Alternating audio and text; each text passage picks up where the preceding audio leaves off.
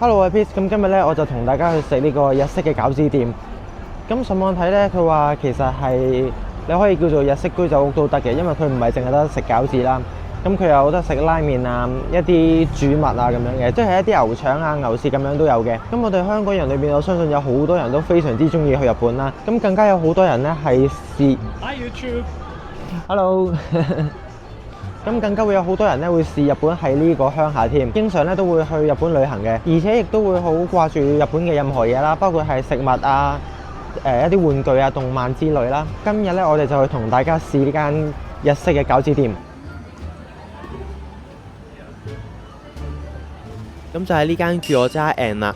咁呢度嘅環境呢就非常之細嘅，座位與座位之間都非常之逼啊！咁但係佢嘅設計加上現場播嘅音樂同埋牆上面嘅掛畫，都係好有昭和風嘅感覺。咁呢一間Gyoza And呢，就係因為餐廳老闆嘅爸爸喺1979年開創嘅東京老店餃子庵而啟發出嚟嘅。咁佢就係希望咧將昔日品嚐到爸爸嘅餃子味道啊帶嚟香港發揚光大。咁呢間Gyoza And有一個招牌嘅餃子就係叫做親父嘅水餃子啊。咁佢就係由Gyoza And嘅主廚特登翻咗去東京嘅老店咧去學習點樣整嘅。咁就希望原汁原味咁樣呈現俾大家試下。咁一嚟咧就見到餐牌上有兩種嘅餃子啦。咁第一款咧就係呢個親父嘅水餃子啦。第二個咧就係自家製燒餃子。咁佢每一樣喺餐牌上面嘅菜式咧都有寫晒係有用啲乜嘢嘅材料嚟整嘅。咁呢個親父嘅水餃子呢，佢就係有豚肉啦、白菜、韭菜同埋蝦米嘅。咁佢就寫明啊係呢個1979年東京餃子庵嘅招牌菜嚟嘅。咁跟住仲有啲小菜啦，蟹肉燒賣、韭菜牛肝、通城早摘水雲、明太子薯仔沙律。咁呢個蟹肉燒賣呢，好似幾得意喎。咁不過我哋今次就冇叫嘅。298酸汁牛筋、味噌燉牛串、豬耳沙律、辛辣雞胸芫茜沙律，有佢哋嘅醬油拉麵啦、擔擔麵同埋擔擔撈麵嘅。咁個餐牌上面嘅嘢食呢，就係咁多噶啦，種類真係唔係話好多。咁另外佢仲有一個黑板呢掛咗喺個窗度，咁就係佢哋嘅本日嘅餃子啊。咁就係一啲特色嘅餃子啦。咁有好多呢喺出邊都好少見嘅，望落感覺都幾特別。佢有紫蘇味啦、鮮蝦、羊肉、蠔同埋章魚燒。蠔同章魚燒呢個喺出邊就真係好少見，尤其是係蠔嘅餃子啊，我直情係未聽過。咁喺餃子嗰度呢，我就淨係嗌咗親父嘅水餃啊，想試下究竟主廚爸爸嘅秘方整出嚟係咩嘢嘅味道，食落去係咩嘅感覺。咁嗰個餃子皮呢，望落去係有少少厚嘅，同埋有少少乾。咁食落去嘅時候呢，首先講個皮呢，就係非常之煙韌嘅，非常之有嚼口。咁喺個餡料嗰度呢，佢係一個好傳統嘅日式餃子餡料啦。咁但係我個人覺得呢，嗰個份量好似比較少，餡料嘅味道喺呢隻餃子裏邊呢，就好似唔係好突出。咁因為佢呢個餃子皮係比較厚少少，同埋比較有嚼口少少，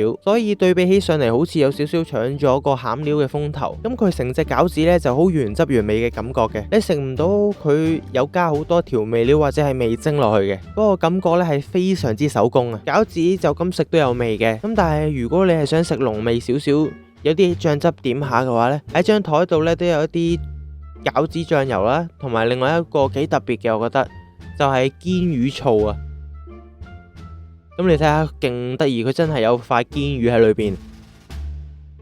咁然之後呢，呢個就係味噌燉牛串啊！咁望落呢個樣係超級靚，好吸引。我覺得呢個呢望落係最吸引嘅。咁呢個燉牛串有兩種唔同牛嘅部位啦。咁大嚿啲同埋冇咁肥嗰一串呢，就係牛舌嚟嘅，另外一串就係牛腸。咁之後嗰嚿呢，如無意外就係一個番薯嚟嘅。呢個食落去真係好好味，食落去真係令到我覺得好有喺日本居酒屋食嘢嗰個感覺啊！咁呢個味噌燉牛串呢，就有淡淡嘅味噌味。其實呢啲燉牛串啊，一啲有內臟嘅嘢，即係好似呢個有牛腸咁樣啦。其實個味道呢，我成日覺得有啲似牛雜嘅，咁但係就係比較淡少少味，比較清嘅感覺。首先個牛舌呢，佢係燉到非常之軟腍啊，食落去個口感好舒服，牛味係好足嘅，好濃郁，而且再加淡淡嘅味噌香味呢，係好好食嘅。咁另外嗰個牛腸你睇下，哇！超多肥膏啊！咁首先佢係清得好乾淨啦，唔會有任何嘅異味噶啦。咁佢嘅肥膏真係超級多，令到你擺落口嘅時候嗰個牛味咧係爆發出嚟。我真係覺得佢嗰個牛嘅脂肪比例咧係真係超誇張。如果唔中意食肥膏嘅口感咧，呢個係一定食唔到噶啦，因為嗰個脂肪嘅比例實在係太多啦。咁整體嚟講呢個燉牛串咧，我覺得係好好食嘅。咁不過個價錢咧，我覺得真係好貴。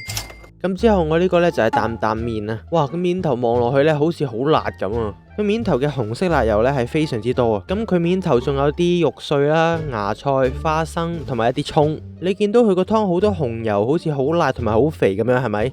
咁但係當你飲落去嘅時候呢，冇錯佢係辣嘅，咁但係佢係好輕微嘅辣嘅啫，同埋係一啲都唔油膩嘅，反而我覺得係偏向清爽嘅。咁呢個係一個日式中華麵嘅擔擔麵啦，咁佢係比起我哋平時食一啲中式嘅擔擔麵呢係完全唔同嘅。我覺得呢一隻中華料理嘅擔擔麵呢，食落去係冇咁漏嘅。首先呢一碗擔擔麵食落去係有辣味啦，然之後有淡淡嘅花生香味，就唔似真係中式嗰隻擔擔麵呢，係食到好濃郁嘅花生醬嘅味道嗰個感覺。咁佢個肉碎如果你撈埋咗碗麵一齊食嘅話呢，咁成碗麵嗰個味道呢係會更加香嘅。咁佢呢個擔擔麵嘅麵底呢係非常之粗啦，而且係曲身嘅。咁食嘅時候呢，掛到好多佢嘅湯汁，食落去呢係好彈口嘅。咬落去嘅時候呢，甚至係會有回彈嗰個感覺。成碗麵我覺得最特別呢就係嗰個麵質啊。咁另外食咗咁多嘢，梗係要嗌一杯嘢飲啦。咁我就嗌咗呢個沖繩香檸梳打。咁呢一杯我個人覺得就係一杯普普通通嘅香檸梳打啦。佢個香檸味呢有嘅，但係唔重。咁而梳打水方面，我覺得氣呢就比較多咗啲，咁令到成個味呢都比較淡啊。有過多嘅泡泡喺你條脷度係會影響咗嗰個味道嘅。食咗咁多嘢之後啊，我覺得竟然第一名啊係嗰個燉牛串啊。好，咁我哋今集呢就唔止去一間餐廳嘅，咁我哋會去埋第二間專食日式餃子嘅鋪頭。咁老實講呢，喺香港好似喺呢一刻啦嚇，唔係好多真係專食日式餃子嘅鋪頭啊。咁除咗我哋啱啱條片上半部分去食嗰間，佢係叫做主打日式餃子嘅餐廳之外啦，咁好似真係暫時我揾唔到。如果大家知道喺香港可以喺邊度食到好味嘅日式餃子嘅話呢，不妨可以喺下面分享。咁而我哋依家去呢間呢，我諗好多人都認識噶啦。咁就係大阪王將。可能你會話，咦，好似好耐都冇見咯，佢唔係已經全線執咗啦咩？冇錯，係嘅。咁不過佢哋喺 APM 重開咗一間。咁既然我喺香港揾唔到其他食日式餃子嘅鋪頭，咁我哋今日就嚟呢度試下啦。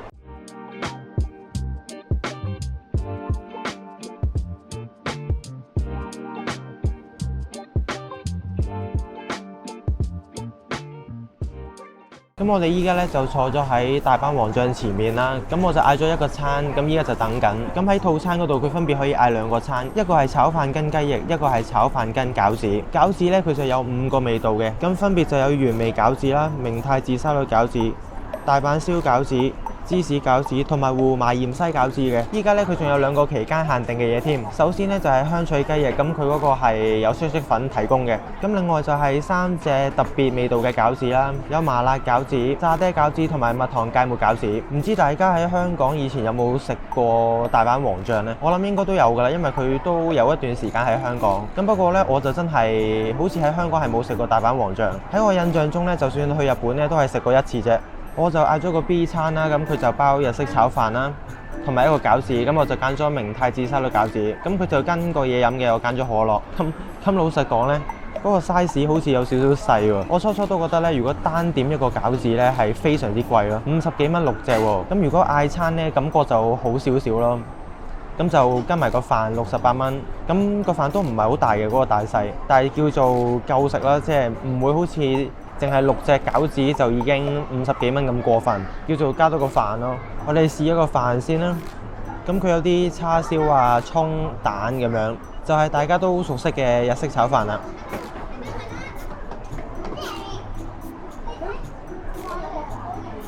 個飯都叫做炒得算係乾身嘅，咁佢又唔會話過分油粒粒咁樣，個味道咧就好夠嘅，都還可以，同埋都幾多呢啲肉。不過感覺咧似燒肉多啲嗰個感覺。咁到我哋依家試重點啦，就係日式餃子。咁佢原味就係呢個椰菜豬肉餃啦。咁我諗佢應該全部味道都係呢個椰菜豬肉餃，上面再加一啲醬汁咁樣。咁我呢個呢，就係明太子沙律，咁佢就係有啲明太子醬啦，同埋沙律醬，再有啲紫菜喺上面。咁我哋試下先。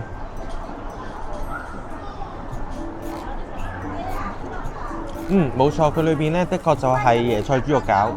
咁然之後呢，就上面有啲醬啫，我覺得 OK 幾好食。佢呢個餃子嘅味道就係好印象中嗰隻日式餃子嘅味咯。咁但係我覺得如果即係既然佢有唔同嘅味道呢，如果佢啲餡料係第二啲材料嘅話呢，係會更加特別咯，即係可能佢撈少少明太子喺裏邊啊，或者係其他嘅餃子啊，都會包一啲佢所講嘅味道嘅材料落去，咁樣個餃子就會更加特別咯。不過呢，我個人就覺得佢個明太子醬呢，其實個味道就唔係話好濃，咁所以呢，佢依家其實係有少少俾呢個沙律醬呢去搶咗個味嘅。如果明太子味重啲呢，會更加好食。OK， 好，咁食晒兩間啦。嗱，咁大班黃醬我就覺得係大家印象中嘅日式餃子嘅味道啦。咁你食嘅時候咧，都會感覺到佢唔係即日包嗰隻噶啦。咁但係咧，佢就係即叫即煎嘅。咁所以食嘅時候咧，都熱辣辣嘅。如果你係想食啲比較傳統啲嘅日式餃子，或者真係比較接近一啲日本餐廳味道嘅嘢食嘅話咧，係可以試下我呢條片介紹嘅第一間嘅。佢哋嗰度嗰啲嘢食咧，食落去係夠味啦，但係你食得出咧，佢係唔係太重味精嘅啫。同埋佢嗰個餃子係真係食得出係人手包啦，同埋佢個皮咧係好煙韌嘅。雖然佢嗰啲餡係少咗啲啊，咁所以我覺得係值得一試嘅。咁不過佢喺中環個區啦，咁就會比較貴一啲。如果大家有興趣嘅咧，都可以去一試嘅。咁呢條片就嚟到呢度先啦。中意呢條片就俾翻個 like， 有咩想講可以喺下面留個 comment，同埋記住訂閱我個 channel。咁我哋下條片翻嚟再見，係咁先，拜拜。